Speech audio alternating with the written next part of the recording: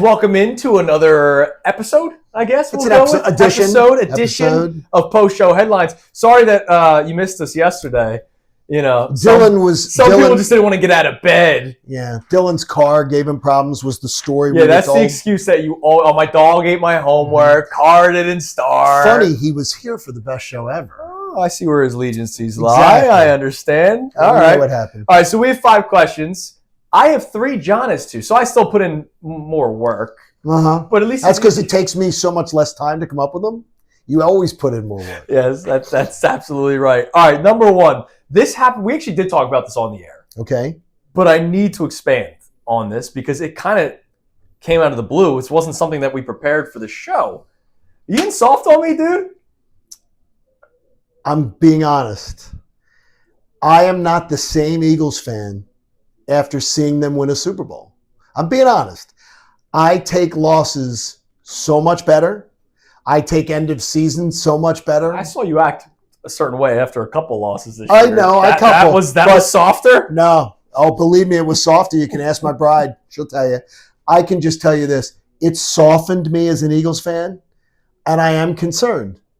A second Super Bowl title that I will just be like, life's great. See, it's so funny because after the Eagles won Super Bowl 52, I wasn't in the stadium in week 1, but I was angry during that week 1 game. I was there, and when they unfurled that banner, when they uncovered it with that black tarp over it, I was in the first press row with all of the Atlanta people. Right. Because I was up here doing my show here, and I had tears in my eyes. Okay, great. That was pregame. Then the game happens itself, and it wasn't I was ready to crush them. You kidding me? But I'm one of these guys where if you get the taste, you want the whole steak, right? When in this career, I never thought I wanted to be a host. I thought I wanted to be a behind-the-scenes guy. My first hosting shift was 2 to 5 a.m. after the Eagles won the Super Bowl. I thought that was a lot of fun. I said, you know what? Maybe I do want to try to be that. I want the Eagles to be a dynasty. And damn it, if they're playing poorly after winning a Super Bowl, I'm going to call it out as such. I will promise you that some of that, and I'm just being honest, some of that is going to have to be ginned up in me. Because by nature, I'm going to be like, are you kidding me? I just saw a second one. I thought I was going to die never seeing one. And now I want the second one since I almost died a couple of years ago. I'm going to have Connor put the Mr. Softy theme song on his drop board so that whenever you do something like this. Okay. That's fair. Fair game at that point. All right. You have question yours. 2. You have question 2. Question 2. I need you to be a delegator on this one and give me some thoughts.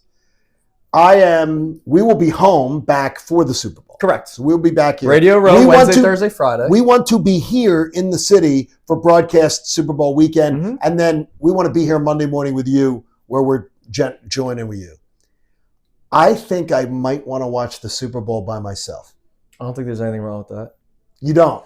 No. I don't think I want to entertain. And I don't even think, and I love my brother. Like my brother is one of the most wonderful people in the world. I don't think I want to entertain anybody. I think I just want to be by myself. And to me, that seems a little dull. And maybe I'm missing out on a lifetime memory. Well, then call me dull because I did that. I usually do. So I'm just being fair. In 17, my wife was working. She didn't get home till halftime. I watched the first half. By yourself? With the dog. That's it. And then she came home, watched the second half with me. We celebrated. What was the experience like? I will tell you. Okay. As happy as I was, hugging my wife who didn't really care about sports was a little weak. So this time around, I will have a couple of my buddies come over. A couple of my buddies came over for the NFC Championship game, and that was a really cool experience. So you're saying it's okay, but you just told me it was okay if I don't. I think it's okay because I've done it, and I was able to focus on the game. Well, that's what I want to be able to do. Not worry about, hey, do you need another beer? That's what I want to be able to do. I'm a host, right? Like my buddies were over. I kept on going to the fridge. I didn't say, hey, just go get beer. I got beer every time there was a commercial. I'm really torn. So I get it, but I've done it. It was great. The only sad thing was, like, when they won, I didn't have, like, the person to hug that really cared. Like, I think back to 2008. I was in the basement with my dad when they won. And when they won the World Series, that embrace was that was really special. You saw my neighbors crashed our driveway the other night with champagne after the Eagles won when I got home from the stadium. So maybe I'll have that, and that'll be enough. Yeah, but the post-game celebration. We'll see. Post-game. All right, question 3. Mm-hmm. We talked about Nick Foles a little bit off the air today because Amy Fadul, who's with us for the entire 9 o'clock hour today. We always love when Amy's in with us. She was talking about how, can you believe this historic franchise with all the conference championship appearances and now 3 Super Bowl appearances in less than 10 years.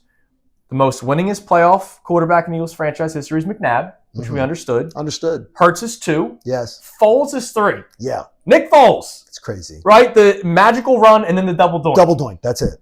He's the 3rd most winningest quarterback in Eagles franchise playoff history. Is he literally the best sports story in Philadelphia ever? Yes. Like, because you have to think about... Yes, that is the best singular rise, fall, success. Story. Yes. Like, there's underdogs all the time. Underdog stories happen all... Oh, this guy's undrafted. Like, Reed Blankenship, undrafted free agent. Correct. He's now the starting safety for a team that's in the Super Bowl for the 2nd time in 3 years. Like, that's really cool. But Nick Foles was he was going to retire. Oh, no, he was fly fishing and going to go work in the family restaurant business. He was the backup and had to figure out... They had to tailor the offense for him. So is he the greatest Philadelphia sports story ever? I don't even think it's close. Yeah, I don't even think of a close if you can't even think of another one that has that same cachet because it always ends in a parade. Right. And our other parades, we were led by Titans. We were led by Dr. J and Moses Malone. We were led by Bernie Perrant and Bobby Clark. We were led by, whether it's Ryan Howard and Jimmy Rollins and all them, there was always that big star quality. Make no mistake about it. Nick Foles led that parade. And it's the weirdest story ever, and I can't believe we lived it. It's the greatest story ever. It's absolutely the greatest. BDN, man. All right, you got question 4. Okay, think of Super Bowls of the past. Okay. So think of Super Bowls of the past. The Super Bowl games have gotten really, really good.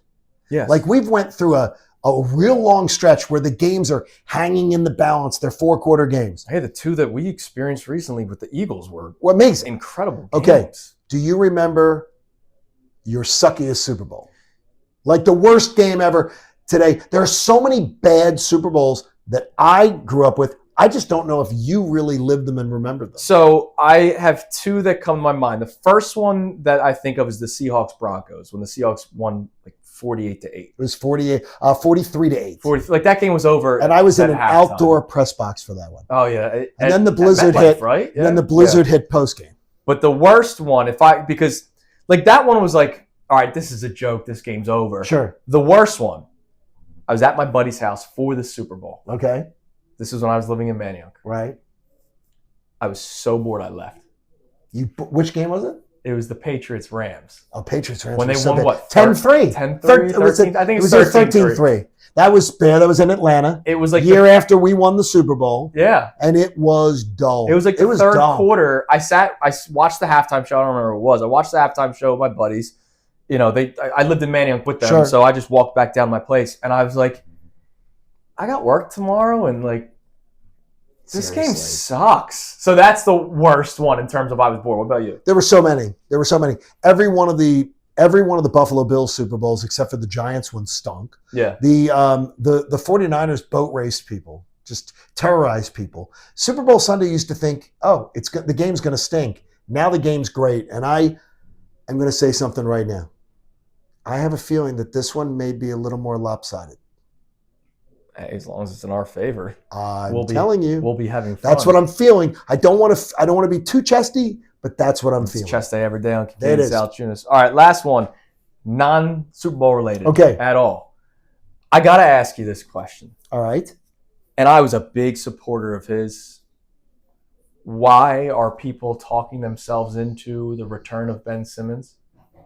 I know this comes out of left field, but there's talks that his contract will be bought out.